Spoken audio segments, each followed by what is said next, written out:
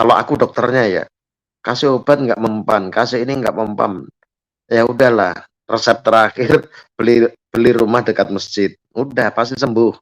Shalom Bapak Ibu dan saudara-saudara yang dikasihi Tuhan Yesus Kristus. Penyesatan memang ada, tetapi cilakalah mereka yang membuat penyesatan itu. Iblis hadir menyerupai domba, tetapi oleh hikmat dan kasih karunia Roh Kudus yang menyertai kita, dari buahnya lah kita boleh mengerti dari pengajaran-pengajaran yang diberikan kepada setiap orang. Kita simak setiap video yang ada dengan membuka hati, membuka mata, dan membuka telinga, supaya kita beroleh pengajaran dan pembelajaran dari setiap apa yang boleh kita simak. Bener aja, rugi dong. Jadi, Ketua Umum Dewan Masjid Indonesia atau DMI, Yusuf Kala, bicara soal toa masjid. Mantan wakil presiden itu bilang, toa masjid seringkali mengganggu warga sekitar masjid. Itu karena volume toa masjid diatur sedemikian kencang. Pengurus masjid nggak memperhatikan kenyamanan lingkungan sekitar. Mengaji dengan toa yang lantang, kata JK, sudah dinyalakan setengah jam dari waktu azan. Padahal, seharusnya mengaji itu dilakukan mendekati waktu azan saja, katanya. Volume toa masjid yang bising bisa mengganggu ibu yang punya bayi, misalnya. Jam tidur bayi akan berkurang karena terganggu karena suara masjid yang terdengar sampai ke dalam rumah. Inilah yang membuat rumah yang di sekitar masjid kurang diminati dibanding dengan rumah yang jauh dari masjid. Akibatnya, harga jual atau kontrak rumah di sekitar masjid jauh lebih rendah dibanding dengan rumah yang jauh dari masjid.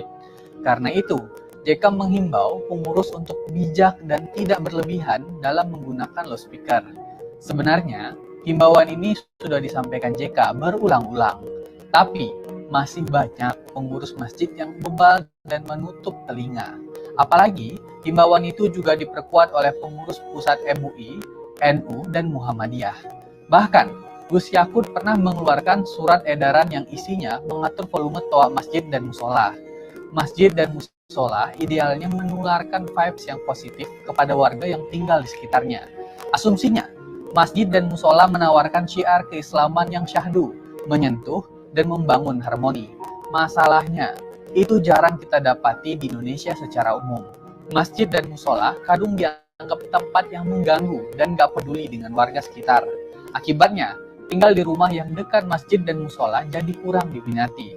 Harga jual atau kontrak rumah di dekat masjid dan musola jadi jeblok. Ini toa masjid ya, ini ada dulu pernah ada gerakannya, gerakan 7 juta speaker toa untuk seluruh musola dan masjid agar golongan iblis pada kejang-kejang. Jadi mereka mengatakan bahwa dengan bunyi toa itu ini ya, untuk gerakan 7 juta speaker toa untuk apa nih, seluruh masjid dan seluruh musola dan masjid agar golongan iblis pada kejang-kejang mendengar suara azan. Dan akhirnya ya apakah Yusuf Kala ini iblis saya nggak tahu ya. Karena rupanya ya Yusuf Kala kejang-kejang juga ya. Artinya maksud saya gini, Yusuf Kala sendiri pun tidak nyaman ya, tidak nyaman dengan suara toa masjid yang terlalu kencang ya kawan-kawannya, dan dianggap sama para kadrun ya iblis kejang-kejang ya. Ini terbuktinya yang sesama Islam pun kejang-kejang ya, sesama Islam pun malas mendengarkan toa masjid yang terlalu kekencangan. Ya kawan-kawan, gimana menurut kalian semua ini ya? Oke, salam dulu ya untuk kita semua. Terima kasih kalian semua yang tetap setia menantikan tayangan dari channel ini ya, dan yang baru pertama kali hadir terima kasih. Jangan lupa jika lo berkenan mohon di subscribe channel Pavel agar saudara bisa memperoleh notif-notif terbaru dari channel ini, dan kita akan membahas seputar sosial, politik, agama, dan juga apologetik ya. Terima kasih kawan-kawan yang sudah bergabung. Ya terima kasih ya Bung Mimit ya, Astra Stunjak ya, mungkin buat yang tuli udah pasti laku ya. Ya salam Bung Domba ya, bidadari nomor 72, salam Bro Pavel, salam ya. Ya siapa yang mau ramah ya dekatoa ya ini ya minggat lah. Ya nggak bisa diatur ya. Padahal JK ini sudah bertahun-tahun jadi Dewan Masjid kok nggak pernah berhasil ya. Ini kok sekarang baru dia bicara ya. Dulu-dulu kemana aja ini ya. Monggo para penggemar toa, banyak properti rumah di samping masjid, banyak pahala sering mendengar toa. Ya, salam salam ya Bung Astra ya. Dwi, salam Bung Dwi ya. Bung Sarung Gajah, coba kalau 5 tahun tanpa toa dan rasakan bedanya. Apa nih? Saya tenang, damai, ya jelas lah ya. Ah, ya Bung Romli ya, Bung Resle Juning, salam dari Sabah Malaysia. Wah, salam salam ya. Jadi menurut saya ya, JK sudah pusing juga sebenarnya, sudah pusing ya, karena dia tidak didengarkan oleh umat ya, padahal dia ini dewan masjid ya. Dan dia mengatakan rumah dekat masjid itu kurang peminat ya. Saya anggap tidak laku lah ya. Ya paling orang-orang yang mungkin ya kurang kurang jernih pendengarannya, yang suka tinggal dekat-dekat masjid ya. Karena banyak sekali saya dengar dari teman-teman muslim pun yang sudah bosan dan jenuh ya dengan bunyi toa yang tidak beraturan seperti itu ya. Dan sebelum kita bahas ini lebih lanjut ya, kita sudah kehadiran ada Bung Wani Piro, Bung Rocky Gemblung. Saya mau share dulu. Oke, hari ini puji Tuhan kita ada penambahan saldo Rp100.000. Terima kasih kawan-kawan yang sudah mensupport ya. Ini saldo kita per hari ini di BCA 92 320.000 ya, Rp734. Terima kasih ya.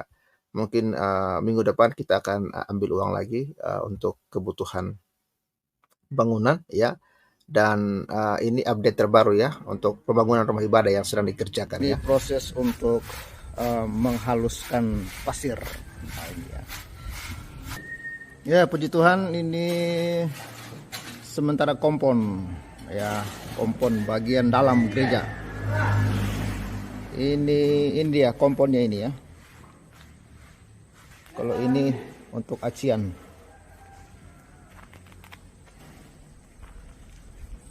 Wah, ini dia plester bagian belakang. Wah, Pak Tukang di sana. Halo Pak Tukang. Halo. Tinggi sekali ya. Tinggi sekali, ini di bagian belakang gereja sudah mulai diplester.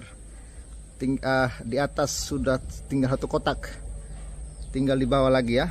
Wah, mantap ini. Coba lihat bagian samping.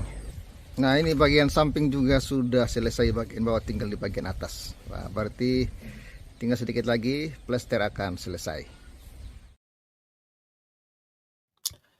Itu sobat-sobat yang dapat Pavel update ya hari ini. Dan untuk kawan-kawan yang selalu mengikuti dan mensupport, terima kasih ya. Dan bagi sobat yang ingin mensupport, saudara bisa support lewat BCA maupun lewat BRI dan atau lewat Dana ya. Terima kasih semuanya, Tuhan berkati.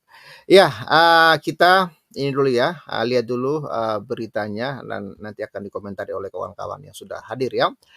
Ini oleh Kaskus ya, Yusuf Kala beberkan ya alasan rumah. Sabar ya, saya laptop udah mau mati nih. Sabar ya. Ini ya, Yusuf Kala beberkan alasan rumah dekat masjid jarang diminati ya. Yusuf Kala beberkan alasan rumah dekat masjid jarang diminati, toa masjid yang kerap mengganggu pemilik. Ini seharusnya Yusuf Kala ini dikasih undang-undang penistaan agama ya. Ya, karena kemarin kan pengalaman ya, ada yang memprotes masjid dikenai undang-undang penistaan agama ya. Kok Yusuf Kala nggak kena penistaan agama nih, gimana nih ya? Ini ya yang kerap mengganggu pemilik rumah di sekitar masjid ya, sehingga seringkali orang yang ingin membeli rumah tidak mau dekat dengan masjid. Ya, ini dimuat pada 2 Maret 2024 ya. Ya, ini ya lokasi masjid ya. Look at my design. Ya. Ini ya bisnis.com ya, Jakarta. Dewan Masjid Indonesia DMI membeberkan penyebab harga murah di sekitar masjid lebih murah dibandingkan jauh dari masjid. Ya, Ketua Umum DMI Muhammad Yusuf Kala menyebut penyebabnya adalah toa masjid yang kerap mengganggu pemilik rumah di sekitar masjid, hingga seringkali orang ingin membeli rumah tidak mau dekat dengan masjid karena dianggap berisik dan mengganggu. Selain itu, menurut pria yang akrab disapa JK tersebut mengatakan, ya terkadang marbot masjid juga sering mengaji menggunakan toa jauh sebelum azan. Ya, jangan ya, masjid kita hanya digunakan untuk bertanding azan, ya bertanding toa. Lalu kan pengajian ini juga hanya boleh di momentum dekat ya sebelum azan. Jangan setengah jam sebelum azan sudah mulai pakai toa. Ya tuturnya di Jakarta pada Jumat ya. JK menghimbau kepada seluruh marbot di masjid agar tidak mengganggu lingkungan sekitar sehingga tidak ada warga yang mau membeli maupun ngontrak rumah di sekitar masjid karena berisik. Coba kalau ada ibu yang punya anak bayi, anaknya baru tidur tahu-tahu bangun karena berisik. Jadi rumah dekat masjid ya harganya murah ya, tidak ada yang mau ngontrak dekat masjid katanya. Ya, dan memang ini realita ya, realita fakta ya, dan hanya orang-orang munafik ya, hanya orang-orang munafik yang mengatakan bahwa mereka tidak terganggu dengan bunyi masjid. Jujur ya, saya berani mengatakan hanya orang-orang munafik ya yang mengatakan kami tidak terganggu kok dengan masjid ya. Ya munafik banget lah menurut saya kalau orang mengatakan demikian ya. Ya, ini ya komentar beberapa orang ya. Pasaran kurang laku. JK setelah minum obat waras, setelah minum obat waras bisa berpikir secara normal, tapi ya kemungkinan penyakitnya bisa kambuh lagi ya bila keadaan berubah. Ibadah adalah beban ya. Anjing kalian apa nih, aduh ngeri juga nih ya. Kurang aja berarti selama ini kalian hanya pura-pura suka. Ya jadi selama ini kalian cuma pura-pura suka katanya ya. Aduh, munafik ya. Banyak yang senang juga dekat masjid kok ya, kaum tertentu. Mungkin kaum budek kali ya, atau yang suka-suka gini loh, kita kita bukan anti dengan ya apa namanya, ya suara adzan ya udahlah kalau mau adzan-adzan aja, tapi jangan terlalu berisik juga kali ya. Masa setengah jam sebelum apa sudah ribut aja ya, baru toanya kencang sekali ya. Itu harus dibatasi hanya untuk azan ya. Sekali dikasih toleransi untuk satu hal, semuanya jadi pakai toa. Di tempat aneh jam 4 subuh sudah puter MP3 pakai toa. Padahal azan aja baru mulai jam 4. Ya akhirnya kan mulai terbuka kan. Sebenarnya masyarakat sudah resah ya. Masyarakat itu sudah resah, sudah jenuh, sudah bosan. Tapi mereka mau bicara takut loh. Takut penistaan agama kan. Takut digebukin kan. Ya karena memang manusia-manusia seberang ini banyak yang otaknya sepotong ya. Orang minta supaya dikecilin masjid, malah yang mintanya digebukin ya. Ini ngeri juga nih manusia-manusia otak sumpah juga ya. Ini ya di tempat aneh jam 4 subuh sudah putar MP3 pakai toa. Padahal azan aja baru mulai jam 4.45. Ya sehabis azan sholatnya juga pakai toa selama 20 sampai 30 menit ke depan. Bajingan banget.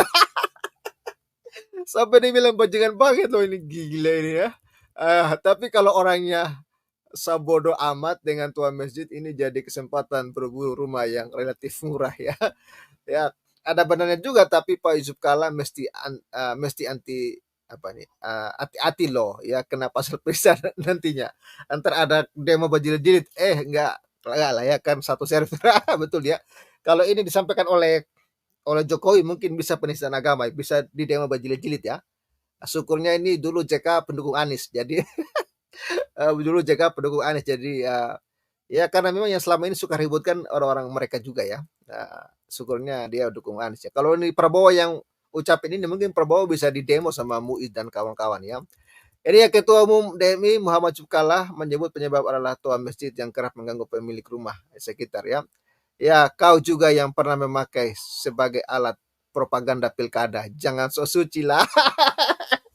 Bahkan ada yang menganggap JK ini munafikun ya. Dulu kau pakai untuk propaganda ya, sekarang kau ini ya, kau protes ya. Ya mungkin dia sudah minum obat waras ya. Opini bagus sekarang keluar-keluar pilpres lagi ya. Makanya toa masjid jangan buat kepentingan ibadah, tapi untuk demo saja.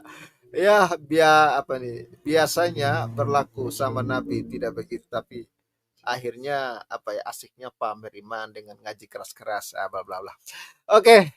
Ya ini ya karena berisik ya. Itu ya rupanya ketika JK mengucapkan itu ya banyak masyarakat yang meluapkan ya, yang meluapkan keresahannya terhadap toa masjid yang selama ini memang bikin mengganggu ya, tapi masih banyak orang yang mengatakan tidak mengganggu kok. Mungkin mereka budek atau gimana, saya juga nggak paham ya. Oke, terbukti ya JK mengatakan ya banyak rumah-rumah yang dekat-dekat masjid itu ya kurang peminat ya. Oke deh, saya tidak mau berkumur-kumur seorang diri, sudah ada Bung Wani Piro, Bung Roku, Gemblung dan Iron Man. Bung Wani Piro, silakan open mic Bung Wani Piro. Ya, terima kasih Bro Pavel. Thank you for having me. Waduh gaya. Thank you for having me. Silakan. Salam waras buat yang udah waras, yang belum waras, dan yang masih belajar untuk waras. Nggak tahu saya waras apa enggak. Semoga waras. Iya, ini satu tema yang pernah dibahas kemarin sama channel lain, dan saya sempat masuk di sana dan sempat beropini di sana, sempat menceritakan juga tentang pengalaman pribadi saya dengan adanya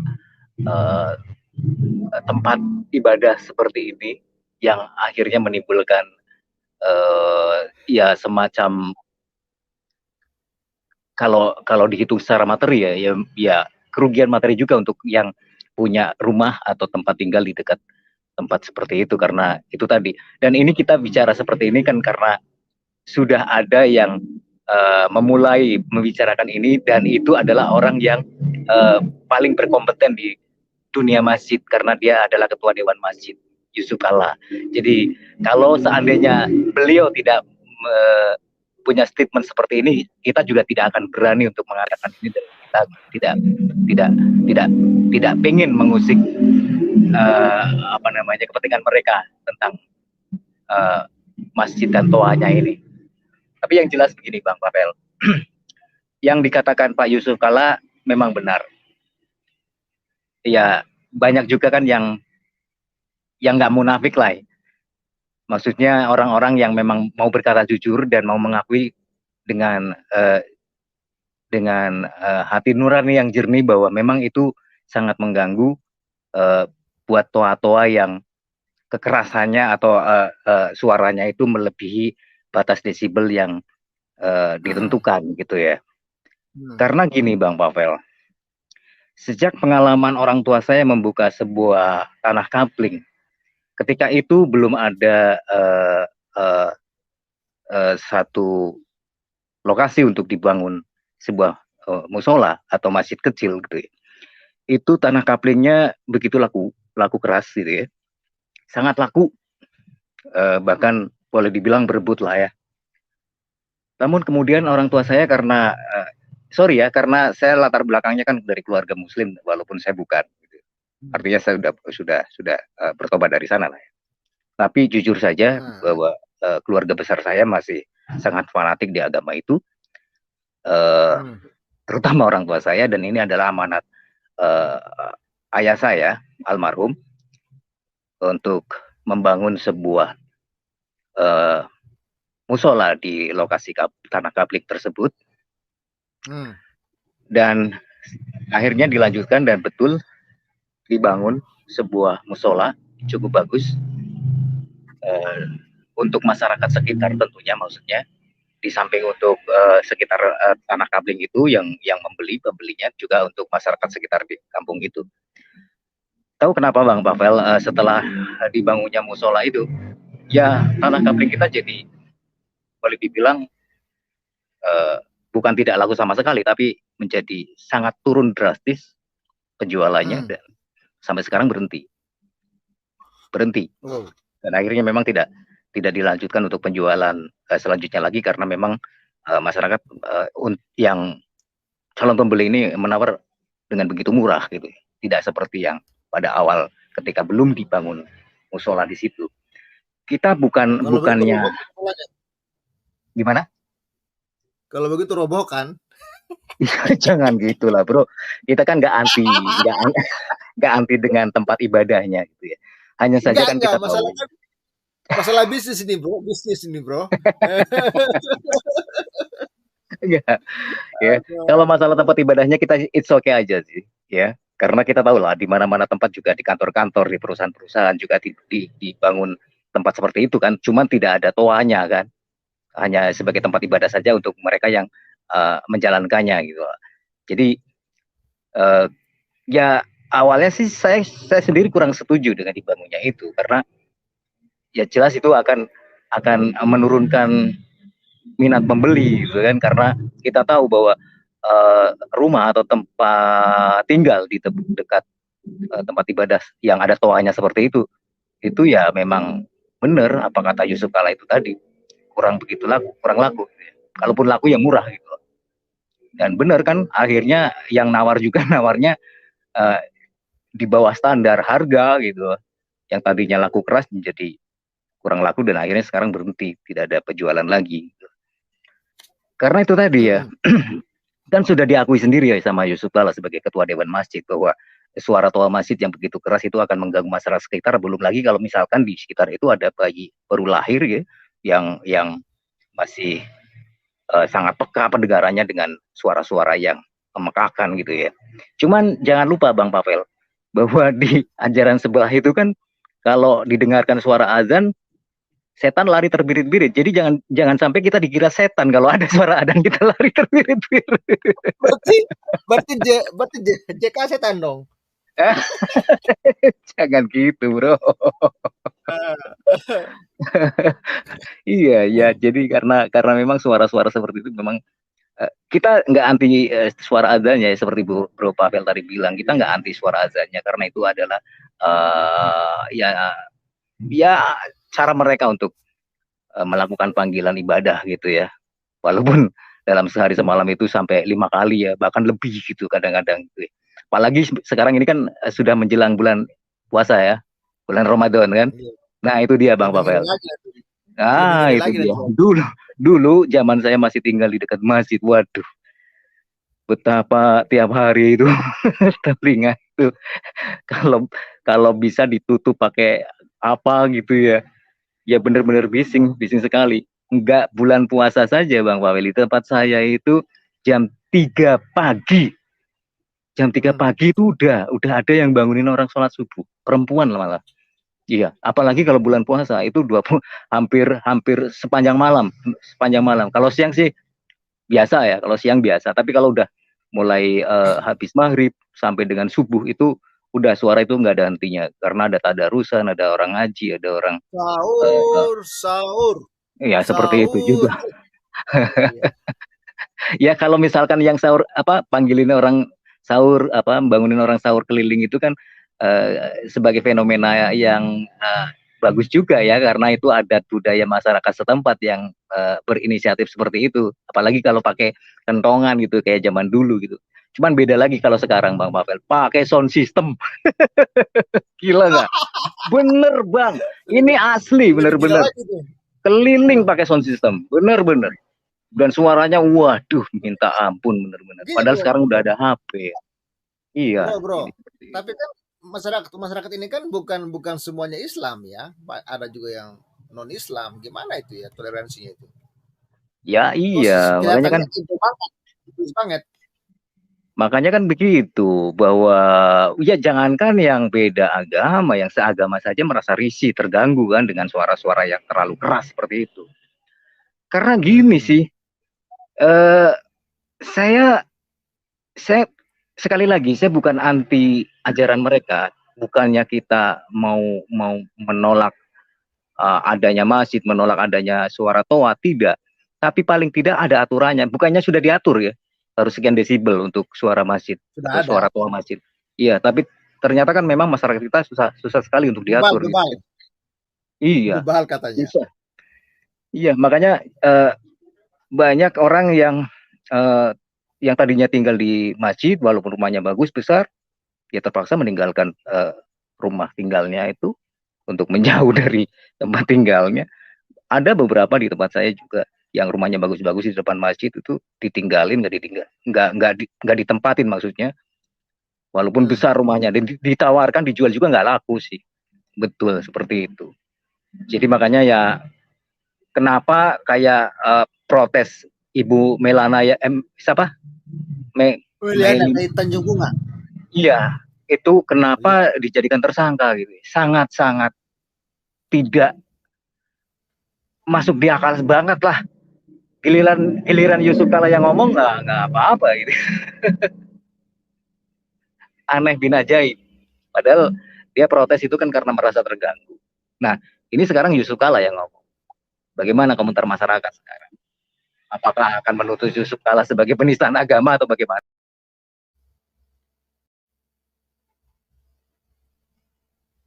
Ya, itu dulu Bang Pavel, karena ada teman-teman kita yang Baik, sudah menunggu untuk bergabung. baik. Terima kasih Bung Wani Piro. Luar biasa. Oke, Bung Rocky Gemblung. Silakan Bung Rocky. Salam pentol kuah, salam kumur-kumur Bung Rocky. Nah, halo. Iya, sorry bro, sorry. Atau Tadi atau lagi masih minum pentol kuah itu? salam pentol kuah bro. Silakan, brother. Jadi memang banyak benarnya juga sih. Properti di samping masjid itu ibaratnya atau sama dengan properti berdampingan dengan kuburan. Langsung harganya drop. Banyak gangguan sama-sama. Iya namanya sama-sama banyak gangguan. Iya kan? Coba tanah di samping kuburan laku nggak? Murah sih. Tetap harganya drop. Sama dengan tanah atau properti samping masjid. Sama. Karena sama-sama banyak gangguan. Ya. Nah, sekarang kenapa mereka harus pakai toa, bro? Nah, ini yang bikin masalah. Sebetulnya kalau proses mereka beribadah, mau ada reformasi lah, mungkin nggak seperti itu, bro. Kan mereka pengen juga pegang mic, bro ya, itu pertama. Semua orang pada intinya ketika melihat ada pengeras suara, bro, ada mic, maka pasti pas rebutan, bro. Rebutan untuk ngomong dengan mic. Mereka itu gini loh, ini analisis saya loh ya. Mereka melihat kok orang Kristen enak ya, tiap kali masuk ke rumah ibadah, entah itu di kapel, di gereja, kok langsung nyanyi gitu. Ya kan, kok langsung nyanyi. Ada nyanyi-nyanyi, ada musik enak. Nah karena mereka juga kepengen bro, kepengen sama seperti orang-orang yang masuk gereja, pegang mic bro. Pegang mic kan. Cuman mereka tidak sadar, tidak menyadari, atau mereka memandangnya secara sporadis saja ya. Wah berarti nanti suaraku kalau pegang mic sama seperti dengan teman-teman yang ibadah di gereja, enak didengar orang lain, kan gitu kan? Iya. Orang-orang yang nyanyi di gereja ketika suara dari gereja itu keluar, kedengaran di luar, orang di luar itu tenang bro, ikut seneng dengarkan puji-pujian itu kan. Lah mungkin pemikiran teman-teman muslim seperti itu.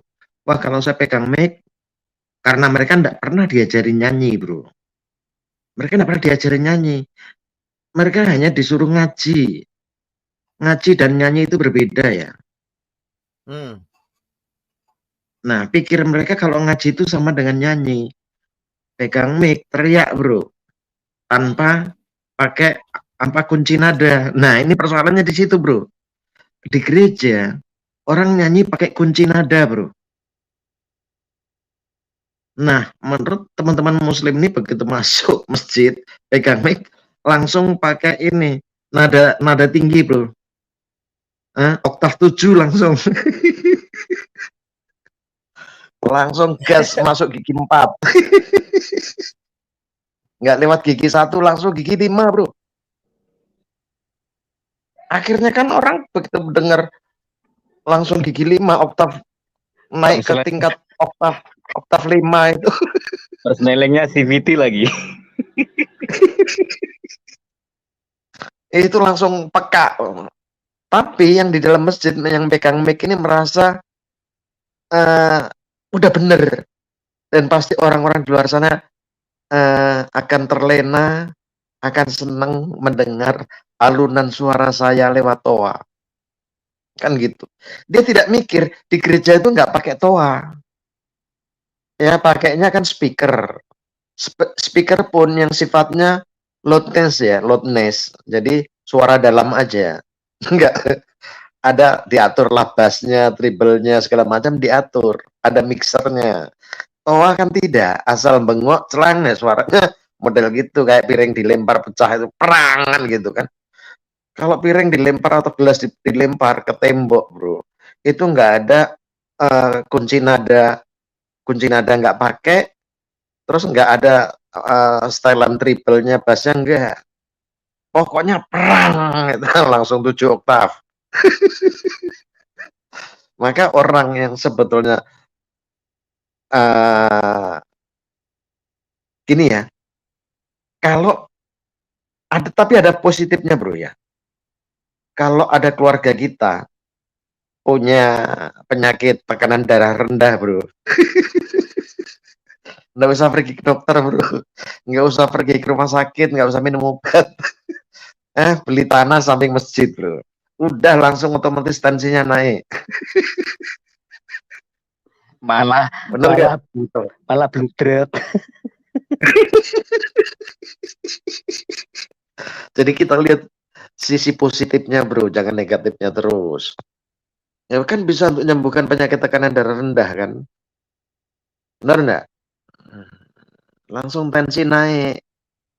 Dokter juga pasti nyarankan, dok, ada orang kena drop tensi terus. Udah bermacam-macam. Kalau aku dokternya ya, kasih obat nggak mempan, kasih ini nggak mempan. Ya udahlah, resep terakhir beli rumah dekat masjid. Udah pasti sembuh. Tensi langsung naik, emosi naik, segala macam kan. Itu dari kita lihat dari sisi positifnya. Itu yang jadi masalah, tensi naik, emosi naik.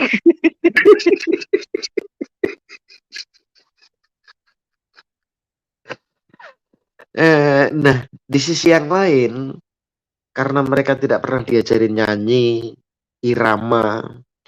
Nah, begitu ngaji, gaspol terus.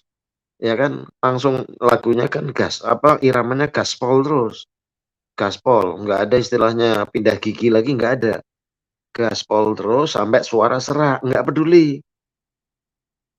Karena mereka di dalam benak mereka, yaitu tadi, setan akan lari terkentut-kentut, kan gitu kan. Karena dengar suara toa. Padahal dulu zaman dulu kan belum ada toa. Ya kan?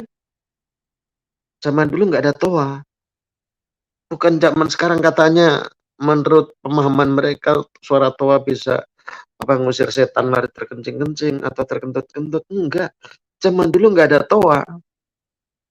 Setan lari nggak? Nggak lari. Apalagi sekarang zaman toa. Setan lari nggak? Enggak. Karena setan itu nggak kenal dengan toa. Setan hanya kenal dengan hati, sifat, perilakumu. Ya. Jadi karena mereka sudah nggak ada irama, nggak ada apa, langsung ngaji, gaspol. Orang ngaji kan dari zaman abad ke-7 sampai sekarang kan, ya itu terus kan iramanya. Nggak ada irama, iramanya kan irama gaspol terus. Nggak pakai ada irama jazz, reggae, bossa nova, keroncong, Melayu, nggak ada. Langsung iramanya gigi 4 terus. Kan udah gitu iramanya itu, kata-katanya cuman itu terus. Orang pertama ya bosan. Satu hari dengar ada lantunan orang minta jalan yang lurus, bro. Tetangga sakit berdoa kepada Tuhan supaya keluarganya disembuhkan. Ini yang dia dengar doanya minta jalan yang lurus terus. Apa enggak bosan? Karena itu diulang-ulang terus. 1 hari 5 kali diulang-ulang terus sambil teriak-teriak kayak gitu. Kan bosan, Bro. Sama dengan orang selama 1 bulan makan sayur kangkung terus, Bro. Makan sayur kangkung 5 kali sehari makan sayur kangkung. Bosen nggak? Bosen. Sayur kangkungnya bening lagi. Nggak ada campuran ditumis atau pokoknya di sayur kangkung bening. Bosen sih. Nah, ini ibaratnya seperti itu. Dan mereka kenapa ini berlangsung? Karena memang mereka tidak pernah diajarkan untuk memahami persoalan atau perasaan orang lain. Di agama ini kan nggak peduli dengan perasaan orang lain. Mana peduli mereka? Nggak peduli. Saya baca ada turis dari Amerika pergi ke Manado. Ada tuh di YouTube itu. Dia nginap di hotel bintang 5 di Manado. Tapi dia merasa nggak tidur merasa terganggu ketika dia mulai bisa tidur nyenyak. Karena pada saat dia tidur nyenyak di Indonesia tengah malam, sementara dia keluarganya di Amerika sana lagi tengah hari. Karena dia asik berkomunikasi sampai lupa waktu, mulailah dia sudah mulai subuh, dia mulai agak mau tidur. Giliran mau tidur tiba-tiba kedengaran suara dentang kayak gitu, Bro. Gaspol. Langsung oktav 7. Dan itu berlangsung tiap hari. Marahlah dia sama manajer hotel. Dia marah dengan manajer hotel. Dia protes. Manajer hotel juga nggak bisa berbuat apa-apa. Itu yang saya ikutin di YouTube-nya itu. Ya, beginilah kami. Negara kami, walaupun kami di kota ini kami mayoritas, tapi kami nggak bisa menegur mereka. Kalau kami tegur, ini terjadi perpecahan, peperangan di provinsi yang lain. Akan terjadi. Walaupun kita hanya cuman mengingatkan, meminta, memohon. Nggak bisa. Saya pernah juga nginap di Bandung. Di dekat rumah sakit Advent, saya nginap di hotel itu. Aduh, Bro, tak bisa tidur, Bro. Itu pas mau lebaran itu. Benar-benar nggak bisa tidur saya. Sampai saya harus keluar ke lobi di lantai tempat saya nginap itu tengah malam itu. Karena pintu kita di kamar, pintu kita kunci pun, jendela kita tutup pun, suara itu masuk. Karena posisi masjid itu ada di bawah. Ya kan, toanya kan di atas. Kita nginap di lantai atas, kena langsung. Polusi suara itu. Apalagi suara nggak punya KTP. Kan repot juga kan. Suara nggak punya KTP, sama seperti angin. Dan ini sangat-sangat sensitif di negeri ini. Sangat sensitif. Karena segala sesuatu bisa dilarikan ke agama. Bahkan musola, bangunan musola tak ada izin di tanah orang lain, Bro. Di tanah orang lain dibangun musola. Ya. Musola ini dibangun dengan mengambil sebagian tanah orang. Itu bangunan liar lah, istilahnya namanya bangunan liar tanpa izin, dan itu di tanah negara, tanah milik pemerintah. Ketika dibangun pun sebagian tanah milik pemerintah, sebagian tanah milik warga. Diajar sama orang untuk dibangun tempat musola. Ketika tanah itu mau dijual, si calon pembeli protes, ini kok kurang, tidak sesuai sertifikat hak milik. Nah, itu kan diambil oleh musola sekitar 50 meter. Oh, nggak bisa. Nggak bisa gimana? Luruslah sampai ke si pembangun. Kalau musola di kampung itu kan milik seseorang.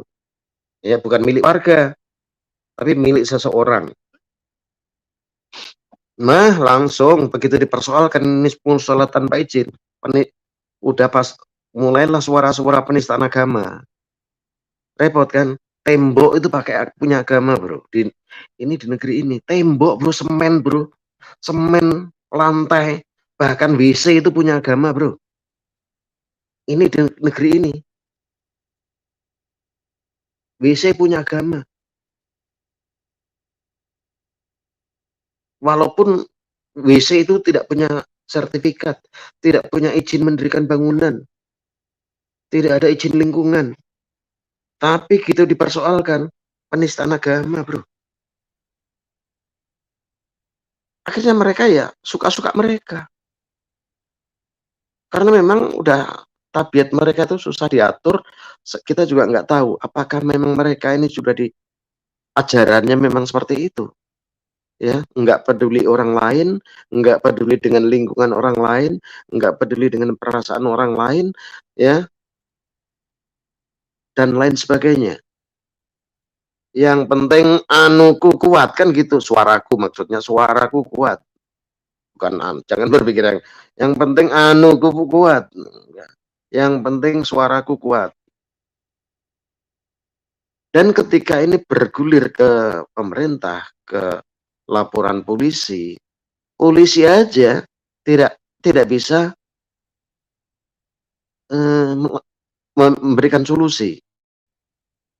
Kantor BPN juga nggak berani, bro. Bayangkanlah, kantor BPN yang diberi mandat untuk menyelesaikan mengurus administrasi pertanahan, nggak mampu menyelesaikan ada bangunan liar yang dibangun di atas tanah negara dan mengambil sebagian hak tanah orang lain.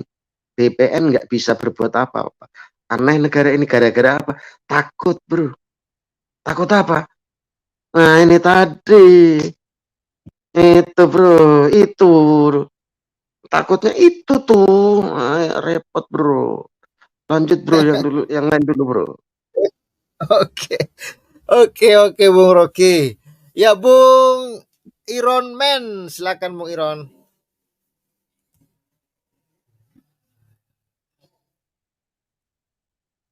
Ya, Bung Iron silakan.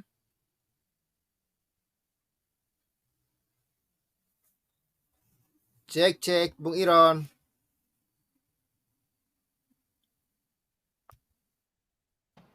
Suaranya, Bang. Ya, silakan. Suaranya Bung Iron tidak kedengaran ya.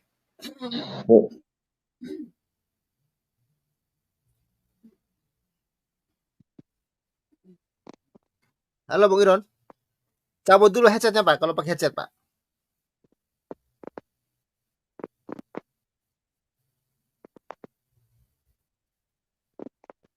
Oke. Bung Yesaya, silakan Bung Yesaya. Ya, salam bro. Salam, Bung Ruki, kalau kita teringat di kampung itu bro, ayam bekokok saja pagi-pagi itu sudah apa ya, udah nggak kusuk lagi tidurnya kan gitu. Apalagi kalau sudah kiri kanan kan gitu. Nah tapi kan kalau saya bagikan solusinya kan gini bro, Bung Pavel. Kan waktu sholat itu kan waktunya sama kan bro. Nah itu sekitarnya satu daerah itu pasti waktunya sama. Mengapa tidak membuat hanya satu toa saja di tempat satu masjid yang tinggi? Kan itu untuk mengumumkan kepada orang lain waktunya sholat. Itu baru bagi memberikan kedamaian. Itu namanya toleransi kalau mikir begitu kan gitu.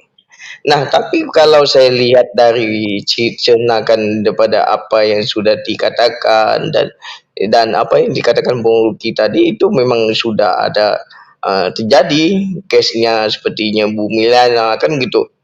Nah, satu hal yang saya lihat ya Bro Pavel.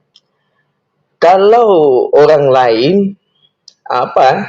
memberikan satu cadangan ataupun satu protes yang baik malah dikirakan menista agama. Nah, tibanya tadi Bapak siapa tadi Bung Pape? Ya, yang memprotes itu tidak menjadi menista agama karena satu iman. Nah, satu hal kalau kita lihat sebenarnya, dengan orang sama seiman bisa toleransi, tetapi dengan yang tidak seiman tidak ada toleransinya. Nah, kalau kita pakai otak ya, katanya ajaran damai. Damai itu tidak semestinya satu kaum atau satu kelompok. Damai itu adalah untuk semua umat manusia. Kalau saya boleh saja saya mengatakan bahwa mereka tidak mengajarkan tentang damai. Dengan orang lain tidak berdamai itu tidak mungkin dikatakan damai. Itu tidak mungkin. Apalagi kalau dikatakan damai, toleransi saja tidak. Bagaimana dikatakan ajaran damai? Itu kan pikiran yang bagi yang punya otak dan berpikir. Ada orang punya otak tapi tidak berpikir, itu susah. Itu namanya. Ya, itu satu hal. Ya. Kalau mereka mengatakan kita boleh menerima orang dan kita boleh juga berteman dengan orang. Ini mengatakan bahwa apa yang sudah terjadi itu memang lihat jelas bahwa Yusuf kalah karena seiman itu tidak menista agama. Kalau dikatakan sebuah hukum, kalau katanya dari Tuhan, apakah hukum itu berlaku hanya untuk semua orang, ataukah hanya satu kelompok orang lain karena tidak seiman? Apakah itukah dikatakan hukum yang universal katanya? Itu dikatakan ajaran Tuhan yang universal kan? Kan itu pertanyaan kita kalau orang bijak. Ya masalahnya ya karena itulah saya bahwa yakin sekali bro Babe. Saya tidak mau ikut agama tetapi saya menjadi pengikut Kristus, rasul Kristus. Karena kalau ikut agama saya terkontaminasi di dalam satu golongan, meyakini golongan saya lah yang paling benar. Tetapi kalau kita mengikut Tuhan itulah tidak ada golongan, tetapi saya yakin Tuhan saya yang paling besar, nggak usah dibela lah, dia kan Tuhan. Nah inilah yang dikatakan memang benar lah Bung Ruki. Kenapa kalau kalau pakai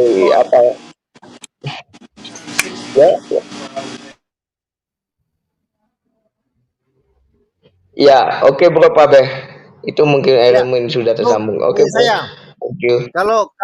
kalau di Malaysia itu gimana di Malaysia kondisi masjid sana, apakah juga toanya kencang atau gimana itu?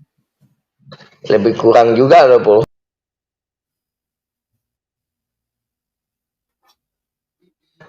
Gimana? Nah, dia melihat satu daerah ya, kalau masuk di sana itu melihat juga keadaan satu tempat lah gitu bro. Tapi kalau di sini sama juga, kalau memprotes itu menista agama juga. Ya tidak ada beda juga. Namanya Indonesia sama dengan ya? Malaysia itu ya ada Melayu kan. Indonesia punya Melayu, ada Melayu. Di sini pun ada Melayu. Sama juga. Sekarang suku kerabat juga bro. Iya. Saya lihat rata-rata memang di negara-negara yang basis Muslim yang begitu ya. Di Pakistan juga sama ya. Pakistan juga begitu. Ya di apalagi di Timur Tengah ya lebih parah lagi ya. Itu. Nah kalau kita bertanya enggak bro. Salah bro, salah. Saya pernah di Mesir. Di Mesir Yordania itu malah nggak kedengaran sama sekali bro. Oh ya? Iya, hanya pas azan subuh sama maghrib. Itu pun sebentar bro. Dan itu nggak semua masjid. Hanya satu masjid aja yang kedengaran suara doanya, tapi itu pun tidak memekakkan telinga. Dan hanya sebentar. Saya pernah di Kairo masalahnya. Enggak seperti yang di sini, enggak, beda. Yordania malah lebih senyap lagi. Senyap bro, sebentar aja. Enggak berjam-jam seperti di sini. Dan gitu dan ya. dan Tapi kalau mungkin ya, Bang La, dan mungkin gini juga, orang tidak mau punya properti di samping masjid atau musola itu gini, mungkin ya, mereka takut anak-anaknya itu terpapar walaupun sesama muslim ya. Karena ada misalnya mendengar tausiah atau khotbah dari ustadz yang khotbahnya menebar kebencian. Ada kan banyak orang tua yang ngajarin anaknya hal yang baik kan. Tidak boleh nyakiti, harus menghormati orang lain walaupun beda agama. Banyak orang tua yang mengajarin anaknya moral seperti itu kan. Banyak mengajarkan kebaikan, mengajarkan hidup bermasyarakat yang baik.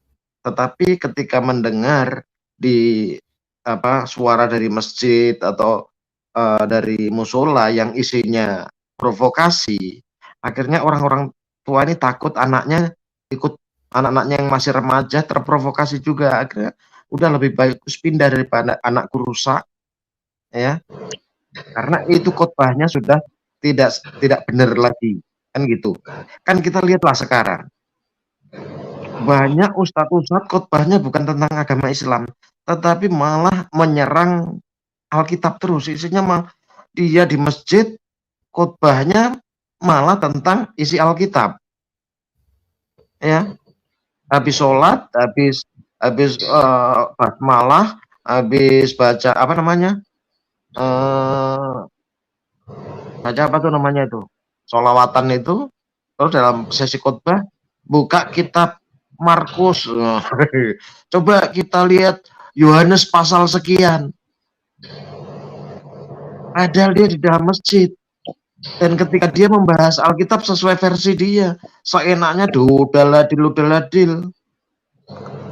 tapi bro, Ada banyak orang tua muslim yang tidak mau anaknya terpapar untuk hal-hal yang provokasi seperti itu. Akhirnya dia memilih menjauh. Itu loh. tapi masalahnya Bung Rocky. Tapi Pak Imam tetap benar juga Bung Rocky, apapun.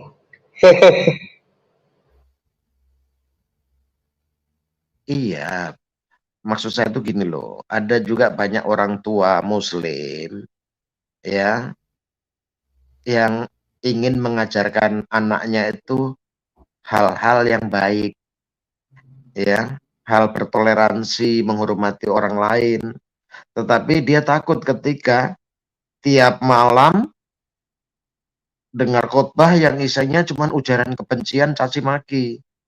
Karena bagi mereka kan mencaci maki, menghina agama lain di khotbah-khotbah dalam masjid itu kan hal yang lumrah, hal yang biasa. Kalau kita tanya kenapa kayak gitu, mereka bilang kami kan lagi berdakwah. Kami tidak menghujat, kami lagi berdakwah. Nah, repot kan? Repot. Ya sama seperti YouTube itu menghujat kekristenan, menghujat Tuhan Yesus, bla bla bla. Mereka bilang, oh enggak, kami bukan menghujat, kami kan lagi berdakwah. Nah akhirnya itu terbawa ketika mereka kan yang suka demo pakai toa ini siapa? Orang-orang ini semua kan? Itu yang sekarang lagi demo-demo itu di Jakarta itu. Kan orang-orang golongan ini semua. Orang-orang yang selalu di masjid ngomongin orang lain, menghujat-hujat, ya, di masjid loh, tempat ibadah. Inilah orang-orang ini semua. Omongannya kotor semua. Karena apa? Sudah terbiasa di dalam ruangan mereka ngomong-ngomong hal yang menjijikkan. Jadi terbawa-bawa sampai demo-demo. Itulah lihat. Demo mencaci maki presiden, tapi sebelum mencaci maki presiden, menghina presiden, mereka pakai bismillah dulu kan, Allahu Akbar, takbir. Kan gitu. Itu kan hal-hal yang biasa muncul di masjid kan. Takbir, Allahu Akbar. Ya kan? Setelah takbir, Allahu Akbar, bla bla bla bla. Jokowi harus gini malah mulailah mulut-mulut itu kotoran-kotoran itu keluar. Orang-orang yang tidak pernah, yang mau menghindar dari propertinya dekat masjid, enggak akan mau mereka itu ikut demo-demo teriak-teriak enggak karu-karuan itu.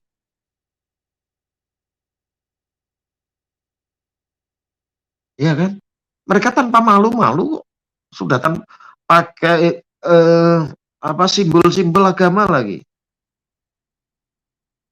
Pakai simbol-simbol agama. Yang terakhir itu siapa tuh orang dari Jawa Barat menghina Jokowi, Ibu Iriana dan keluarganya. Begitu luar biasa. Seolah-olah harkat martabat Presiden Republik Indonesia itu lebih rendah dari hanya sekedar dibanding jilbab. Bayangkanlah, jilbab anggota DPD Bali. Padahal dia tidak ngomongin jilbab, ngomongin tutup kepala. Langsung didemo berjilid-jilid.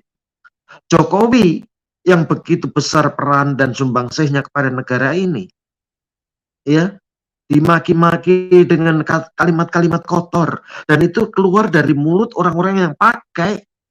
Di kepalanya ada simbol agama, di bajunya pakai simbol agama, keluar dari mulutnya pertama kali adalah Bismillah, Allahu Akbar, takbir. Gimana coba? Gimana coba? Hah? Pernah enggak kita dengar dari agama? Pernah enggak kita dengar dari pemeluk agama yang lain, misalnya Kristen? Haleluya, Jokowi ini. Ada enggak? Enggak ada. Atau haleluya, habis ini itu pemimpin Hamas. Ada enggak? Enggak ada. Enggak ada. Karena kalimat itu begitu sucinya dan tidak pantas dan tidak layak untuk dipakai mencaci orang. Karena ketika kita berbicara haleluya, artinya kita sedang memuji Allah, kebesaran Allah. Sifat Allah, ya, sifat Allah adalah kasih. Allah tidak pernah memerintahkan kita menghujat orang. Allah tidak pernah memerintahkan kita menghina orang. Membunuh orang aja nggak boleh. Tapi bagi mereka, coba, mau membunuh orang, itu pakai teriak takbir loh. Ya kan? Gerakan demo dimulai dari mana? Itu kan lihat itu di YouTube itu. Rapat di masjid. Kita start awal nanti berangkat jam 11 dari masjid ini katanya. Ngeri kan? Ya logika saya gini loh, kenapa orang menghindar dari properti dekat masjid? Karena kalau terjadi peperangan, Israel akan nyerang masjid duluan.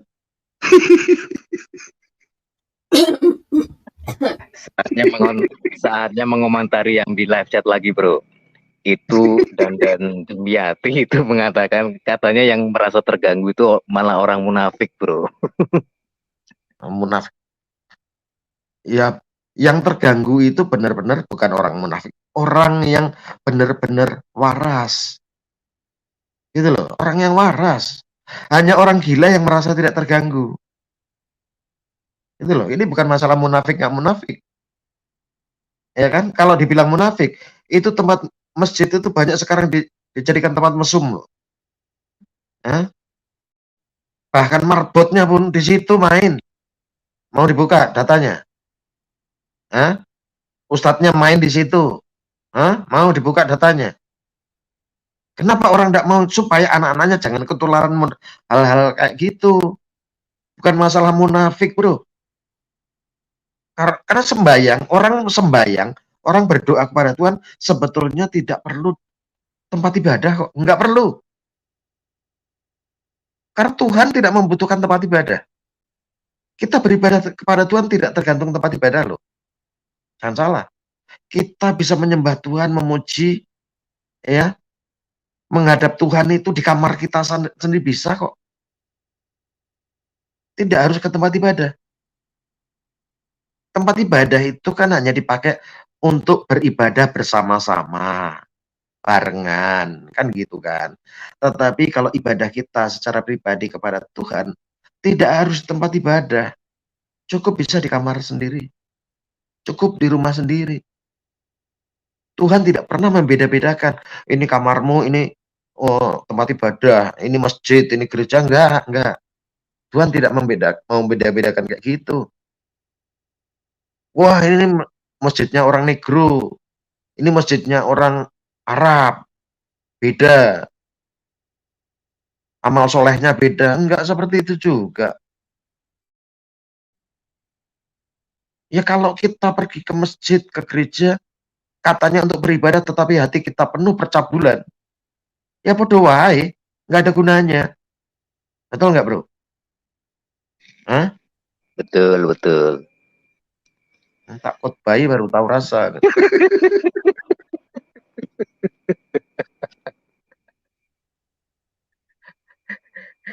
Iya, jadi soal ini ya, atau masjid. Karena ini yang berkomentar itu kan Pak Yusuf Kalla, mantan wakil presiden kita dan ketua Dewan Masjid pula. Jadi makanya kita juga berani bersuara seperti ini. Jadi bukan kita merasa terganggu terus kemudian kita munafik, enggak. Ya kita memang benar-benar merasa terganggu, bukan munafik. Jadi munafiknya di mana? Gimana nggak merasa terganggu coba? Sehari semalam atau 24 jam itu 5 kali kita diperdengarkan suara-suara yang begitu keras memekakan telinga kita, padahal itu kan panggilan untuk sholat dan masing-masing masjid itu saling berdekatan atau masing-masing musola itu saling berdekatan, kan saling saut menyaut. Ya berarti ada perang di udara, saling saut menyaut. Padahal untuk mengingatkan waktu sholat, sekarang kan sudah ada HP. Kalau toh ada toa katakanlah seperti itu, mbok ya bikin aturan yang kira-kira menurut standar jarak suara itu sampai radius berapa meter gitu. Karena di sebelah juga ada masjid lagi yang suaranya juga suara-suara yang sama gitu loh. Apalagi ini bulan puasa nanti kan. Kita tahu sendiri kalau bulan puasa itu yang namanya suara-suara dari masjid itu ya kanan kiri. Nah cuma di masjid, musola, suro dan tempat-tempat yang buat ibadah mereka itu ya pasti rame, gitu. Rame banget gitu.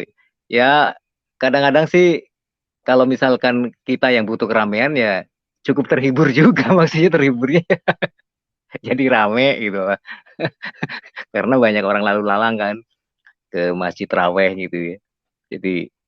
Jadi pemandangan tersendiri juga. Tapi ya, kalau Dan misalkan ada Bro, ini ada cerita. Jadi saya punya teman Bro ya, teman rumahnya kebetulan dekat juga di masjid. Tiap kali Idul Kurban, mereka tetap pergi Bro. Mereka tetap pergi. Karena istrinya tidak bisa melihat pembantaian terang-terangan seperti itu Bro. Iya. Ya, apalagi pecinta binatang ya. Istrinya pecinta binatang, dan dia melihat kalau pas Idul Kurban walaupun suaminya katanya juga pengurus masjid, dia tetap minta.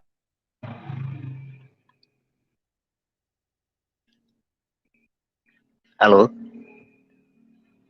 suaranya hilang. Iya Bro, Bung dia Rocky. cerita. Silakan. Kenapa? Tadi suaranya hilang. Ya itu tadi, saya pernah bercerita. Karena apa?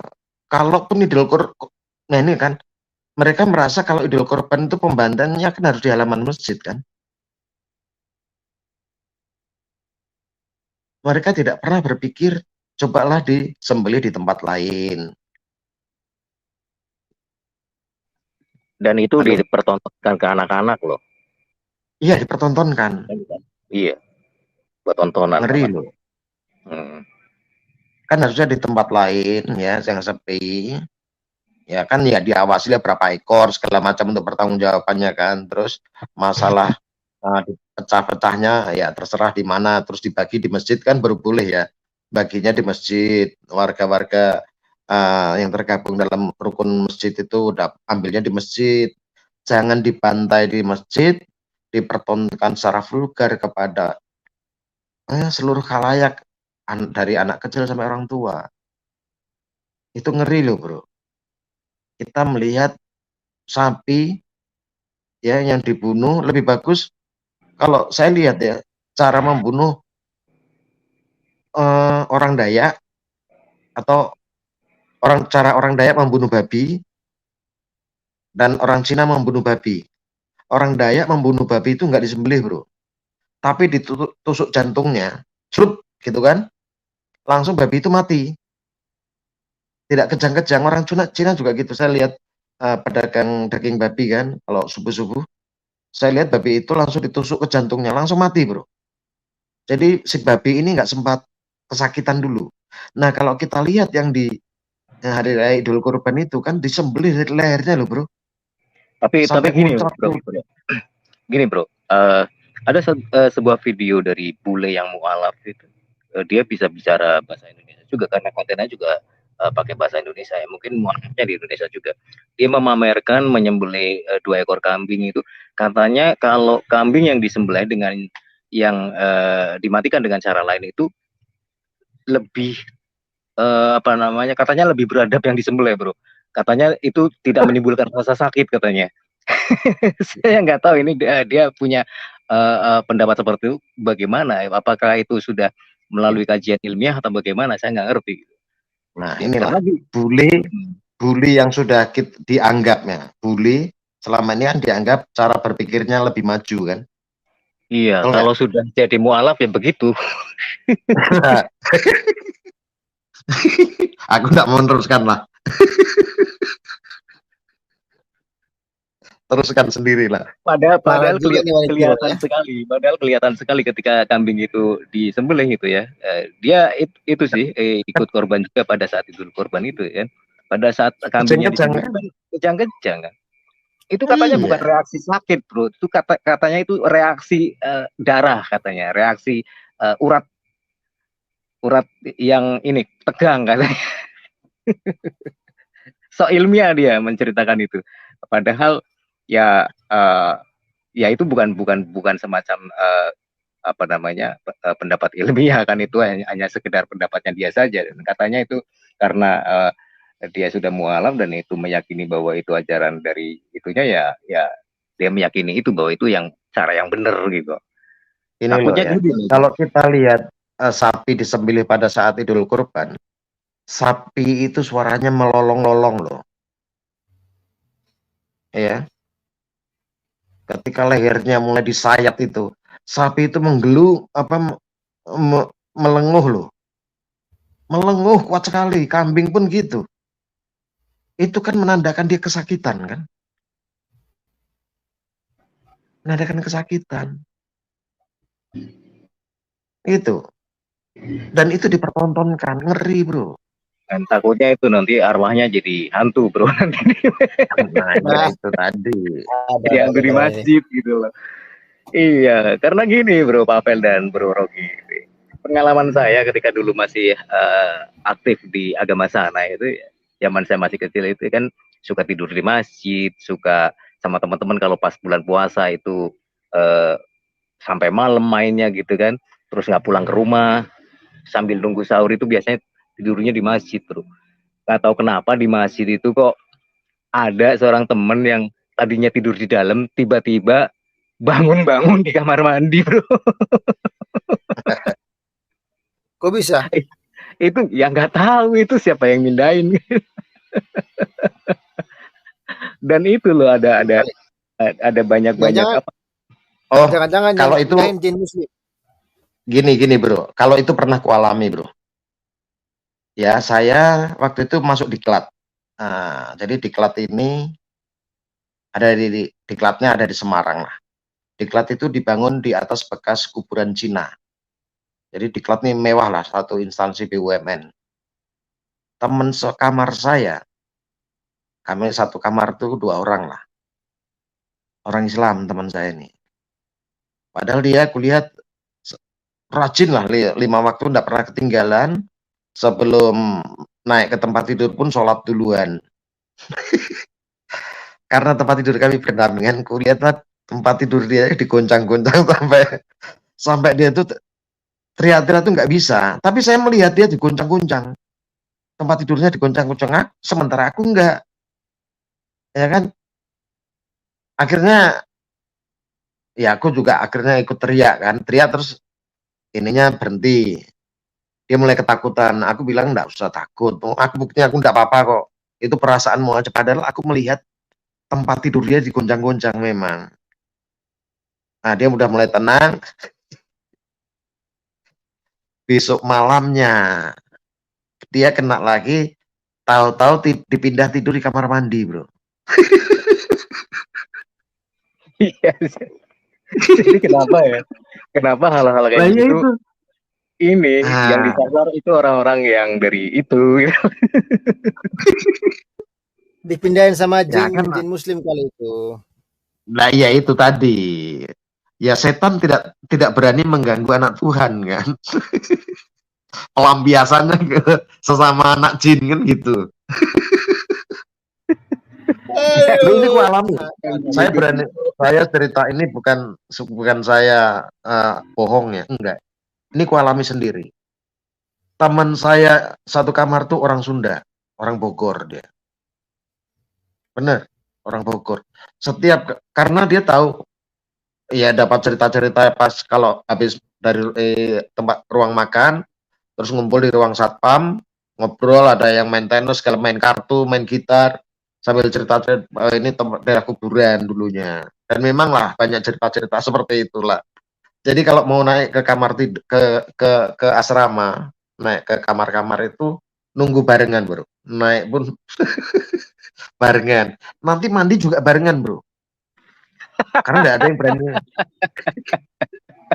Nah, begitu masuk kamar itu yang kulihat teman satu kamar saya itu, kamarnya digoncang-goncang, Bro. Tempat tidurnya itu digoncang-goncang. Bergetar, padahal kulihat ya, sebelum dia tidur dia sholat duluan, Bro. Sholat. Pakai sarung lengkap, pakai peci. Padahal belum waktunya sholat ya. Udah sholat duluan. Enggak, sudah selesai waktunya sholat. Cuman Ya, waktu dia mau tidur itu sholat lagi. Ya, Sholat dia lagi. saking rajinnya, belum waktunya sholat. Dia kaget. Aku enggak diganggu kok dia diganggu kan gitu. Ya aku kan, ya mungkin ya beda lah ya. Aku sih enggak banyak-banyak komentar ya. Aku hanya diam aja.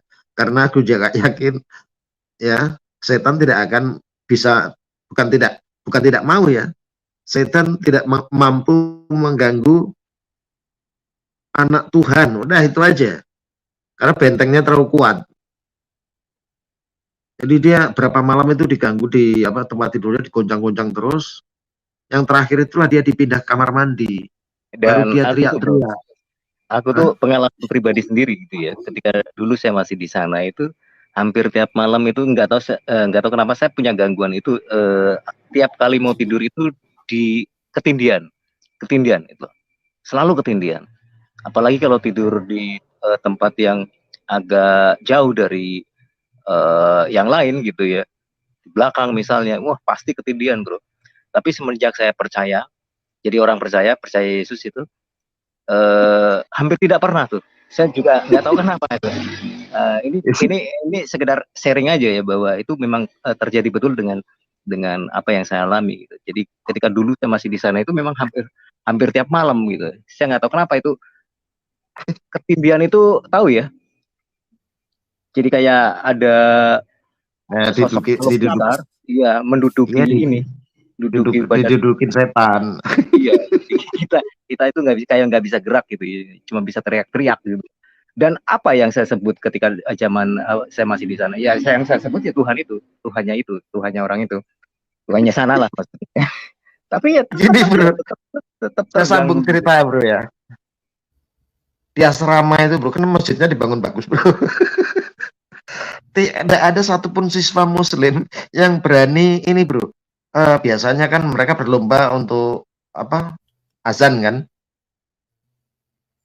memandangkan azan biasanya kan subuh-subuh. Wah, kan ada pahalanya sendiri katanya kan.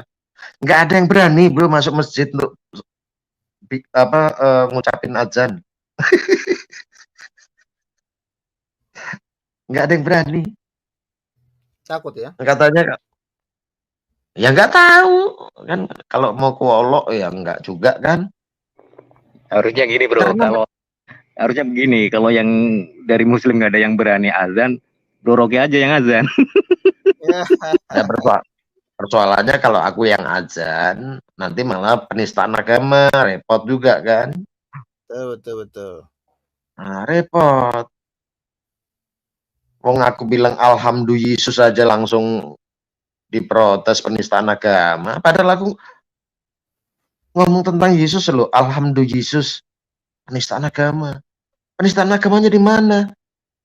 Alhamdulillah Yesus itu penistaan agama. Coba tunjukkanlah dalilnya di mana. Iya kan? Nggak ada. Ya itu mereka kan khawatirnya kan selalu dibawa-bawa, di framing-framing ke situ. Itu Ada kejadian suatu yang saya kali alami ya, itu ada pas suatu kali. Piala Eropa, Piala Hmm. sepak bola Eropa tahun 92 itu. Aku masih ingat itu. Padahal Jadi ini ya, kami kan iya suasananya lagi rame kan, banyak orang nonton bola kan. nonton bola Tapi tahun 92 Piala Hmm. Eropa itu. Ya, Tapi dan begitu udah selesai, ada kan lagi nontonnya pengalaman di hall. saya gitu ya. Pengalaman saya itu gini, ada lagi di bulan Ramadan itu katanya kalau bulan puasa itu setan dikerangkeng ya. Di apa namanya? Ya dikerangkeng lah pokoknya. Diikat gitu kan. Ya. Dan pada saat itu saya pulang dari main gitu ya, karena bulan puasa itu biasanya anak-anak kampung itu suka main ya main jauh-jauh lah, kadang main keluar kampung gitu ya. Saya pulang sendirian kan, pas mau nyampe deket samping rumah itu tiba-tiba ada, saya nggak tahu itu apakah binatang normal, maksudnya binatang wajar atau binatang jadi-jadian, saya nggak ngerti. Tinggi besar gitu, tinggi besar putih, iya, tiba-tiba melolong di depan saya dan ya kaget aja gitu ya, kaget dan sempat lari gitu, nggak tahu apa itu ya, apakah itu cuma sekedar halusinasi saya atau bagaimana ya, nggak ngerti. Gini Tapi loh ya, iya, kalau kita lihat puasa itu nggak ada urusannya dengan setan, nggak ada urusannya kok. Ya, bulan puasa setan dikerangkeng, nggak ada urusannya. setannya banyak Pada di saat warung-warung bro, setannya banyak di warung-warung itu, kelihatan kakinya doang. pada saat bulan puasa banyak tuh perselingkuhan. Emang perselingkuhan bukan dari sifat setan? Buktinya kalau pas hari bulan puasa kok FPI yang kesurupan biasa ya, rahasia-rahasia Nah, gitu. iya. Apakah itu bukan sifat setan? Katanya setannya dikerangkeng. Yang bener aja. Mau puasa nggak puasa namanya setan ya tetap setan. Nggak adalah istilahnya setan mualaf, nggak ada. Ya, Atau itu kan setan murtad, nggak ada namanya setan ya setan. Itu kan menurut Rocky, beda lah. Gimana sih? Ya kalau menurut mereka ada atau jin mualaf, berarti sebelum mualaf jin ini agamanya Kristen. Jangan kan jin bro, wong Dewa Siwa aja katanya mualaf bro. Dewa Siwa tuh mualaf katanya. Aduh. Ya kan dibilang mereka nabi-nabi, kata siapa itu, si Donditan atau siapa si semua nabi-nabi Islam dulu, Islam itu mualaf semua. Memang dulu Adam itu agamanya Kristen kok mualaf jadi Islam. Emangnya Musa itu dulunya Kristen mualaf jadi Islam? Abraham dulunya Kristen mualaf jadi Islam, namanya jadi Ibrahim gitu kah? Gitu kah? Coba dipikirkan dulu. Betul. Itu kan menurut kita, Bung Rok.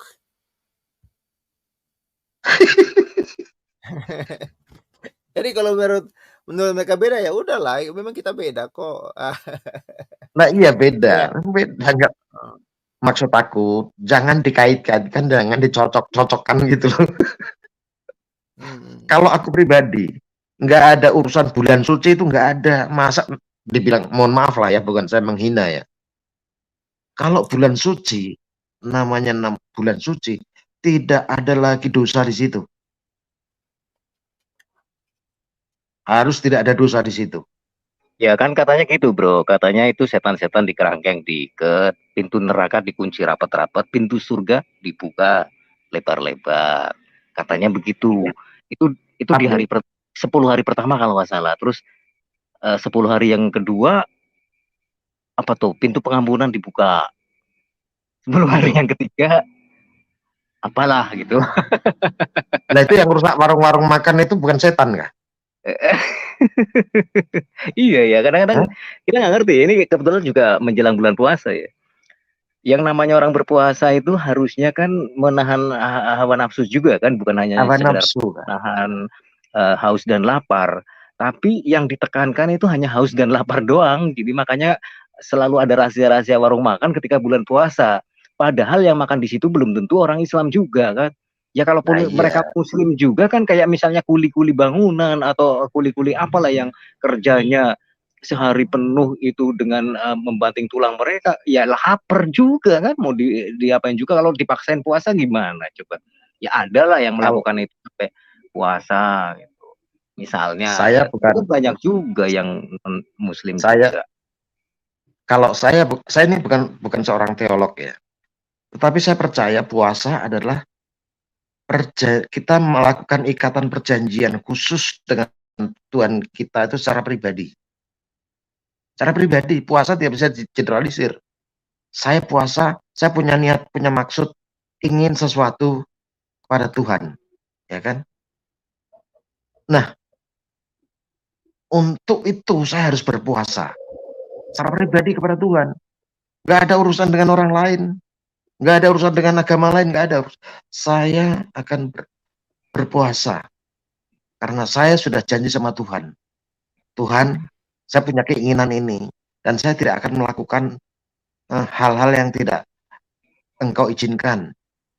Ya, aku akan mencoba semampuku dengan dukunganmu, dengan berkatmu, untuk menjaga kesucian dan kekudusanku pada hari ini, besok, dan seterusnya. Itu secara pribadi. Tapi beda loh bro, kalau di puasanya itu kan bulan puasa yang katanya bulan suci yang harusnya menahan hawa nafsu, walaupun itu juga menahan haus dan lapar, tapi ketika bulan puasa tiba, kita lihat sendiri kan di jalan-jalan, pinggir-pinggir jalan itu banyak sekali jenis-jenis makanan yang dihidangkan di situ bro, dijajakan di situ. Jadi mereka Takjil. dari pagi sampai sore mereka puasa, tapi ketika berbuka puasa mereka sekenyang-kenyangnya menikmati apa saja menu yang ada di hidangan mereka. Yang celakanya gini loh bro. Yang enak-enak gitu loh. Yang celakanya gini bro. Pada bulan Ramadan, ya buka puasa kan jam 5 ya. Jam 3 sore itu orang-orang masjid sudah bagi takjil bro. Iya. Betul. Orang-orang masjid loh itu, pengurus masjid membagikan takjil padahal belum buka puasa.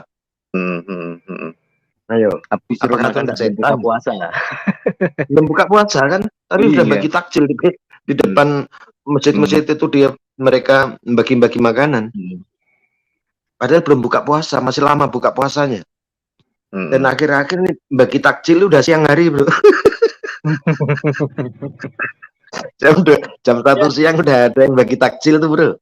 Jam 1 siang sekarang. Oke lah, Bung Rocky dan Bung Wani Biro ya. Iya. Kemana-mana ini ya. Iya. Ya saya rasa ya kita setuju ya dengan Pak JK kali ini sih. Saya apresiasi lah Pak JK. Semoga ini ungkapan keresahan Pak JK ini ya tulus ya. Dan semoga ini juga didengar ya oleh masjid-masjid se-Indonesia. Sehingga mengatur dengan baik ya tua masjidnya sehingga tidak bising, tidak ribut ya. Karena itu sangat-sangat mengganggu. Ya, begitu. Oke, terima kasih semuanya kawan-kawan yang di live chat yang sudah juga ikut nimbrung dengan berbagai macam komentar. Ya, terima kasih. Sebentar Bro Pavel, sebentar. Ya. Sebentar, ini di live chat nih ku baca teman-teman ini Pak Jugal, CS ini mantan-mantan dari channelnya Hendro nih kok sudah pada lari masuk ke tempat channel kita ini. Dan ngirim pesan. Si Juga, oh ya, si Regar, banyak lah ini kulihat. Dari kemarin sih kulihat, katanya aku dicari-cari Pak Indro segala macam. Saya bilang nggak mutu di situ, nggak mutu. Lo bukan apa lah ya. Aku terus terang aja membesarkan channelnya Pak Indro loh. Waktu kasus si Yusua itu kan. Iya. Sampai dia ratusan ribu pengikutnya.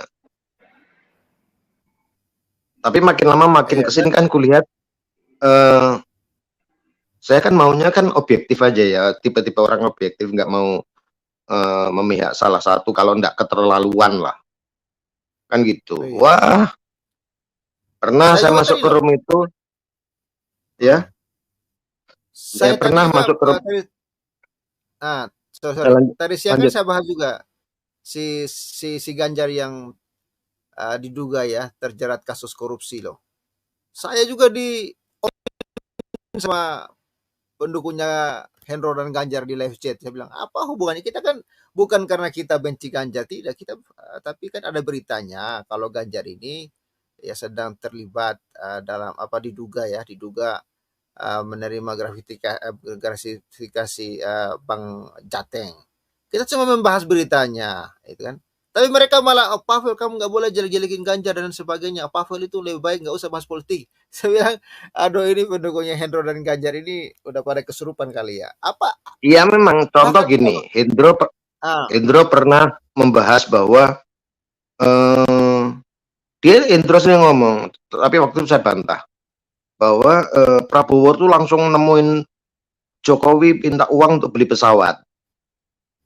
Sampai Sri Mulyani nangis katanya. Saya tahu itu, saya tahu. Saya sebagai orang yang waras, bro. Walaupun makannya cuma pentol kuah. Nggak mungkin Pak Indro dalam sistem penganggaran di Republik ini. Nggak bisa tiba-tiba nodong, kecuali minta kerupuk. Pasti dikasih, kalau cuma minta kerupuk, beli pesawat. Itu tetap lewat birokrasi rakor lah. bank dulu. Bukan lewat rapat pertama di rapat APBN dulu, persetujuan DPR.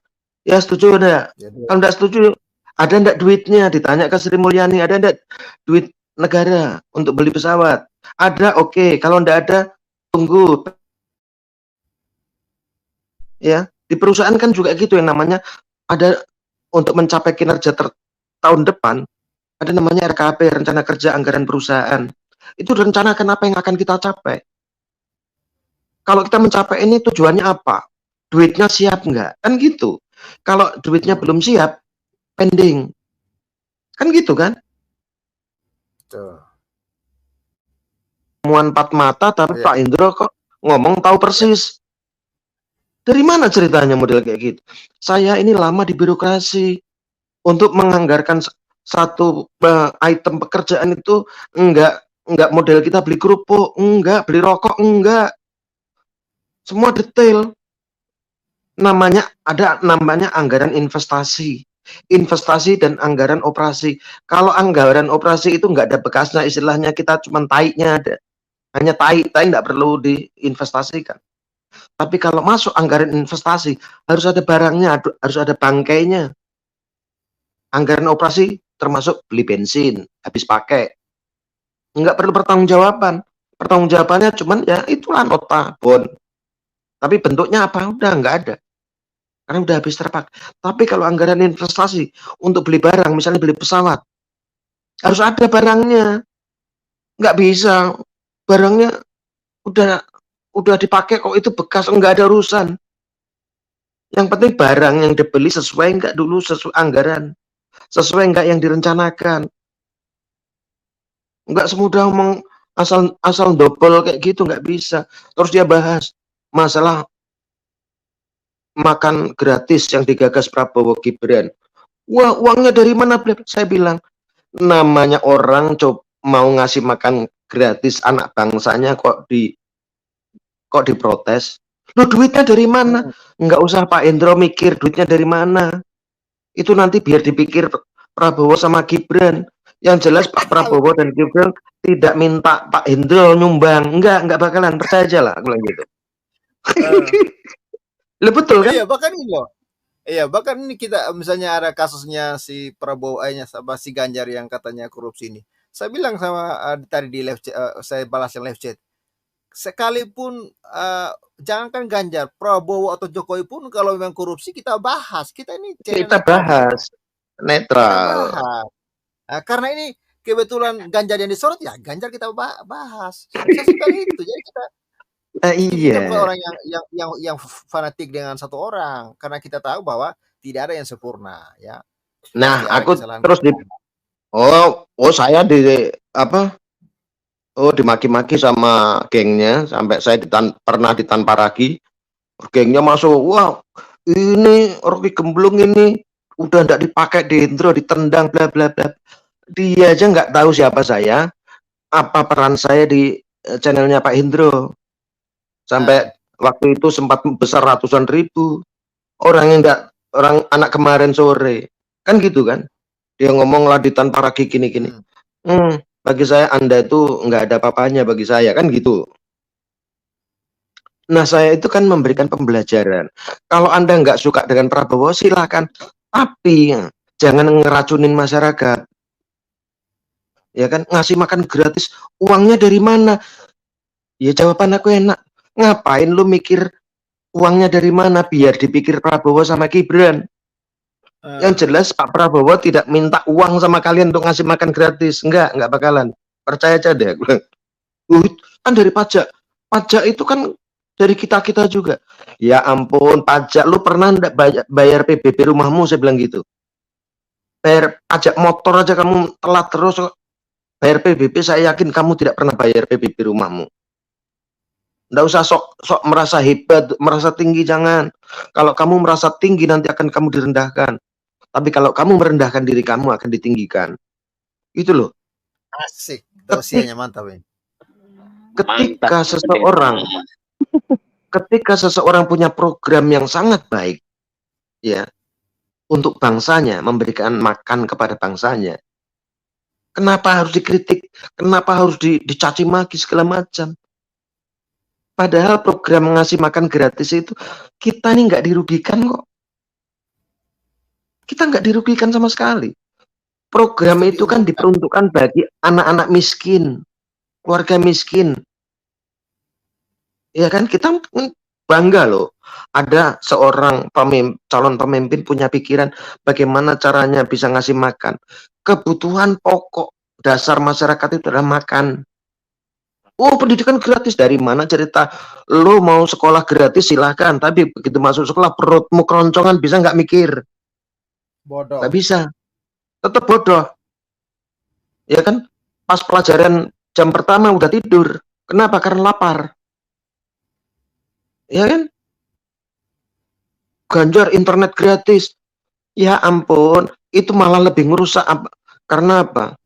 Akhirnya lupa makan, lupa belajar, ya kan? Lupa makan, lupa belajar, main internet terus. Mati. Orang itu kalau mau berbicara itu dari segala aspek gitu loh. Jangan cuma sudut pandang. Terus aku bilang sama mereka, ketika Jokowi ngasih makan orang Palestina 160 ton, kalian nggak pernah kok ribut. Nggak pernah kalian ribut. Tapi giliran Jokowi ngasih makan dengan bansosnya kepada rakyat Indonesia, kalian ribut. Kayak dunia ini mau kiamat. Ya kan? Ini fakta kan sampai sekarang kan. Bansos yang dibagikan Jokowi kepada rakyat Indonesia diprotes, didemo, bahkan rencana dihak angket.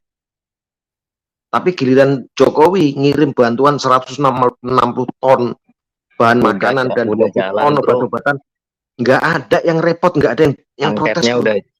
Angketnya udah jalan, cuman yang hadir cuma 160 berapa orang gitu. Nggak memenuhi quorum.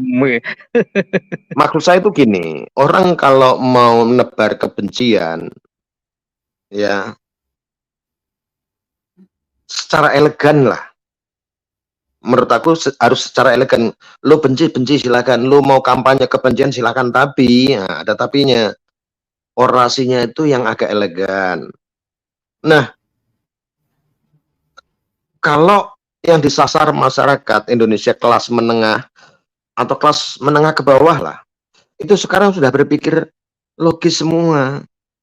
Udah berpikir logis, nggak bisa diracuni dengan narasi-narasi kebencian seperti itu, percuma. Nggak masuk. Nah sekarang gini buktinya, ketika partai-partai kalah ini ribut masalah angket dan pemilu ulang, ya kan?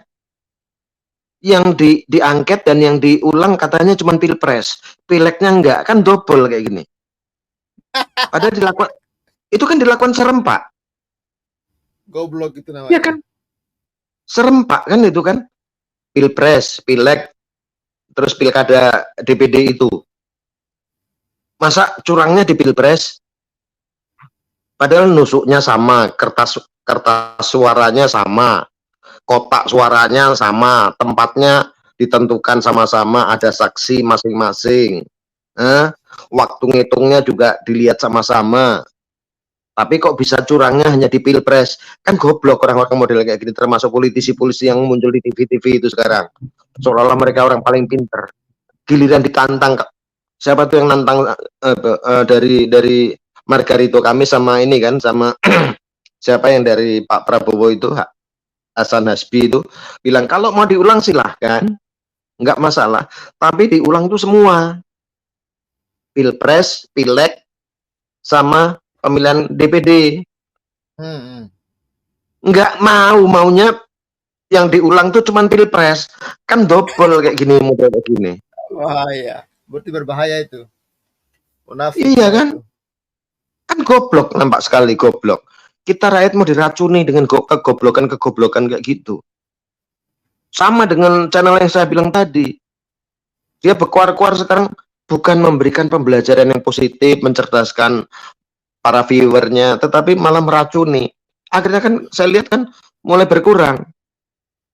Dalam artian narasumber berkualitas sudah tidak mau lagi ke situ. Channel bisa berkembang kalau dapat narasumber berkualitas.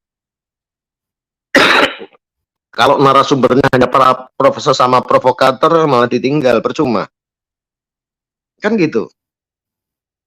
Memang sih memihak para narasumber itu, tetapi memihaknya nggak brutal gitu maksud aku. Nggak brutal. Saya sering juga Pak Pavel kan saya kritiki walaupun secara halus. Ya kan? Secara halus saya kritik. Dulu di siapa tuh si orang Nias itu juga gitu. Secara halus.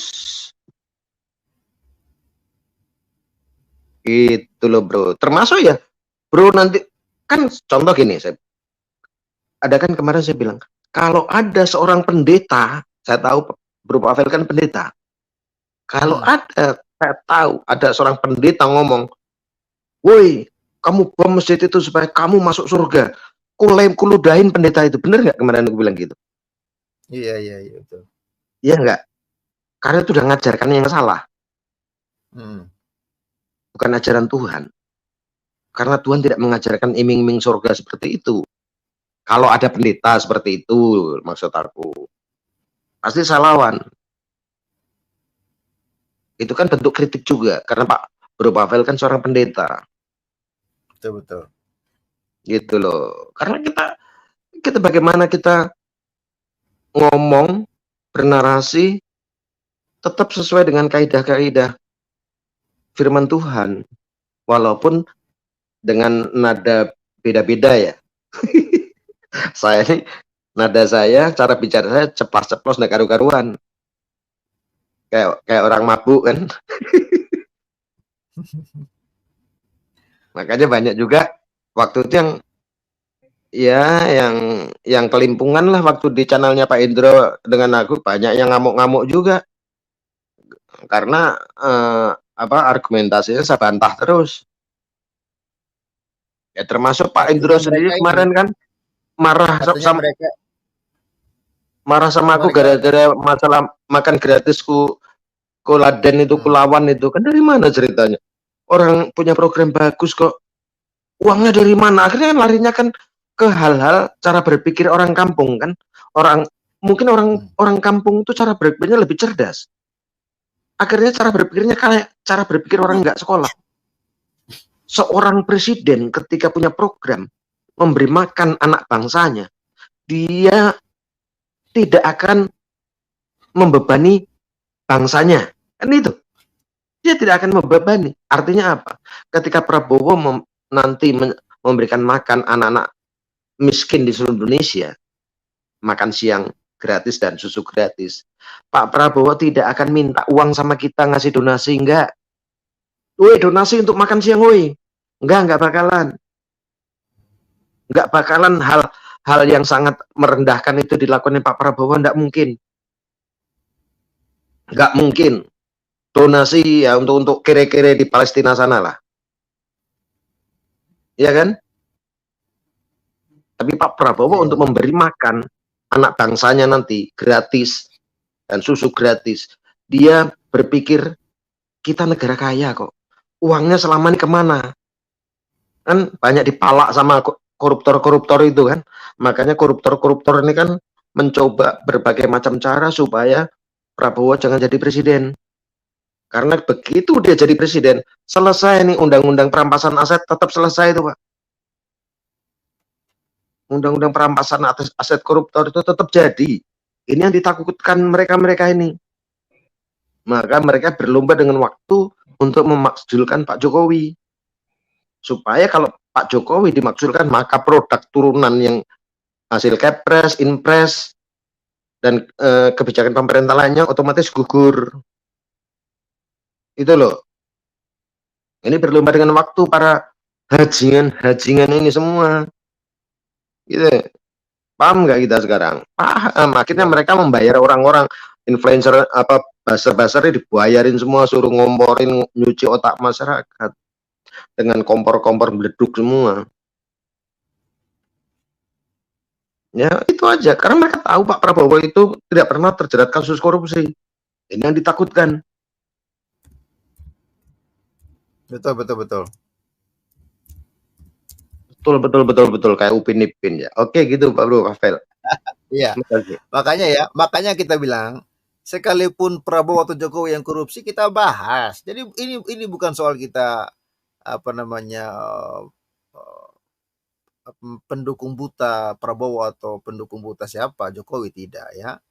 Siapapun ya, karena kali ini Ganjar yang memang disorot karena terkait dengan korupsi ya kita bahas gitu. Tapi saya heran kalau mereka maunya kejahatannya Ganjar jangan dibahas. Saya ucapkan terima kasih telah menonton video ini sampai habis. Dukung terus channel Hati yang Gembira dengan cara like, komen, dan subscribe. Tuhan Yesus Kristus memberkati kita semua. Amin.